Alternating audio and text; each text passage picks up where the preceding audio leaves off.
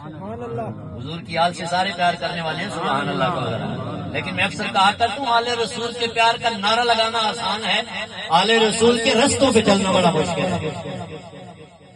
ساری زندگی انہوں نے حسن مصطفیٰ فرماتے میں نے امی جان کے ساتھ کھانا نہیں کھایا۔ حضور کس لیے لوگ تو ترستے ہیں ماں کے ساتھ کھانا کھاتے، فرمایا اس سوچ سے نہیں کھایا کہ کہیں ایسا نہ ہو کہ لقمہ جو میں نے توڑا ہے کہیں میری ماں سیدہ نے توڑنا ہو، اور وہ دل ان کا آ جائے اس لقمے پہ اور توڑ میں لوں کہ میری ماں کی بے ادبی نہ ہو۔ ہم بھی اپنے ماں باپ کے ساتھ معاملہ دیکھ لیں اور پھر حضور کی آل کا بھی دیکھ لیں۔ یاد رکھنا جس مقام پہ بھی کوئی پہنچ گیا یہ سارا صدقہ ماں باپ کی دعاؤں کا ہوتا ہے۔ جتنی بزرگان دین، حضور والی بغداد کو دیکھو، شیخ عبد القادر جیلانی سے پوچھو تو وہ فرماتے ہیں کہ میں اگر اس مقام پہ مقام غوثیت پہ پہنچا ہوں تو یہ صدقہ میری ماں کا ہے۔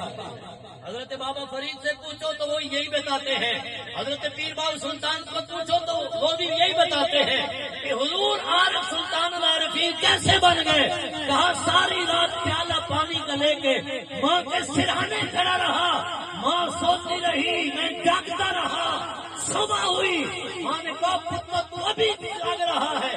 میں نے کہا ماں رات کو ایک آپ نے کہا تھا پتر پانی لے آؤ، میں گیا کنواں چلایا پانی لے کے آیا، اب سیدھا آپ سو گئی تھی اور میں نے جگایا نہیں کہیں بے ادبی نہ ہو جائے، لیکن سویا بھی نہیں کہ بے ادبی نہ ہو جائے۔